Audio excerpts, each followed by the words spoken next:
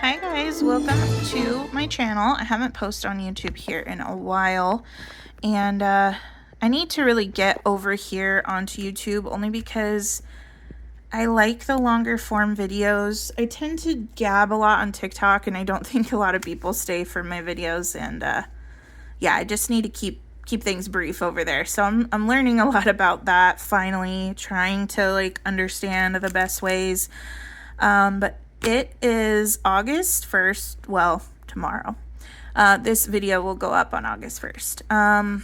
So what I'm gonna try to do, and I'm gonna try to do a few days at once, that way I don't have to film every day and craft every day, because with my schedule it's a little too hectic. So I pulled out the Spellbinders 2026 Halloween Advent, and I plan to get some embellishments made, so that way when Halloween comes around I have some ready for potential swaps, or also for making cards, because I love to give cards, especially at Halloween and Christmas.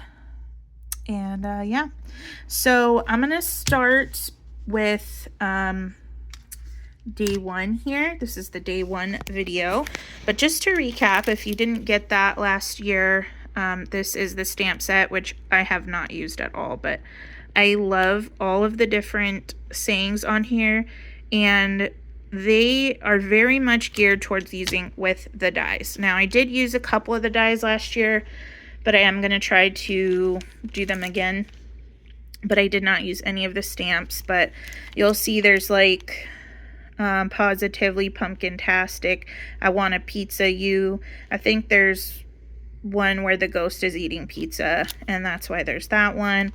Cheers to spooky sips. There's like a Halloween mug. So it's nice that they have them to where you could use them on their own, or you can pair them. So I love that. It was very well thought out, and I appreciate that. It also came with sequins, so I do hope I can use these to make a couple shakers. Obviously I'll have to add to it because there's not a whole lot in here. But there's black, purple, and orange, which I love. I love the traditional Halloween. The only thing I like a little too sometimes is when they add the neon green. I kind of don't mind that, but love the traditional. I'm a sucker for that. I also picked up a lot of the Michael's collection this year, the vintage Halloween. So I'm so excited. Hopefully I'll be able to play with some of that in this series as well. But let's go ahead and look at each of these folders. I was going to take the dies out, but I just couldn't because I love these. They are so neat. And some of them kind of give a hint to some of the dies that are in this set. Did I skip one? No. Okay. So just in case you missed it last year, I don't think this is available for purchase anymore. So I'm so sorry to anyone seeing this for the first time and maybe interested. But I mean, I don't know, you could try to look on their website, or maybe on eBay, which I hate to suggest that, but you know, because then you're probably going to pay way more. But you know, if you really wanted it. So let's look at day one. So day one, and I love these because they did such a good job giving a great example and then the suggestion for the stamp. So I absolutely love that. It kind of takes a lot of the mental work out for you. And I decided to keep them in here just because, like I said, I like the folders, but I also like how it had the outlines. I have moved all of my dies into like the big plastic folders with the magnet sheets. But these ones, I just kind of put them all back in this plastic thing inside their little folders. So we have this super cute little, like, I guess it looks like a Dracula kid or baby Dracula, whatever you want to call it, or just a vampire. But so cute. So I am going to make a few examples of this, and then I will add that in at the end of this video. I hope you enjoy, and see you tomorrow for day two. Okay, just a quick check-in while I'm working on day 1. I'm doing 6 of this one in particular because I wanted to do a couple different color purples for the shirt.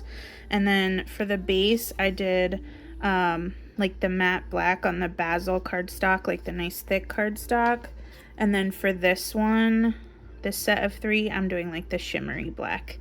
So I just want to see how that looks. They're just slightly different, but on the example, they used like this really pale icy blue for the skin, and I kind of liked it, and I happen to have some paper that matched it almost perfectly. So I'm using my stack and sort trays from scrapbook.com, which is one of my favorite tools, especially when you have die cut pieces this tiny, like these tiny little hands. And then of course I'm using my reverse tweezers as well, because yeah, to place all these pieces down.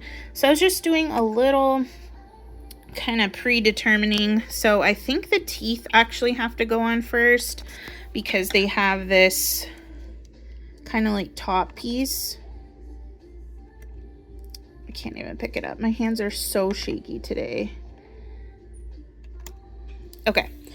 So, oh, if I can get in frame. So I think that has to go on first, because then when I put his face part on, it will cover that top bar of the teeth. So I will check back in at the end when these are all done and see you guys in a few minutes. Okay, and the day 1 of the revisit of Spellbinders 2025, sorry, Advent calendar die set, the little vampire kid is done. So I will say my only complaint about this die is how thin the little legs are, and I use some pretty thick basil cardstock, so it's pretty thick up here, but down here these legs are so flimsy. So I think I may just cut another plain black piece and back it just to give the legs a little more stability.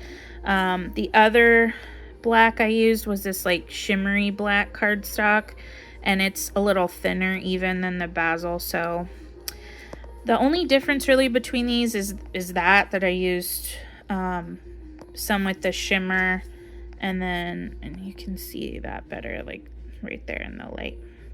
And then I just did a darker purple and a lighter purple shirt, just a little mix in case I need to match it up with a certain purple.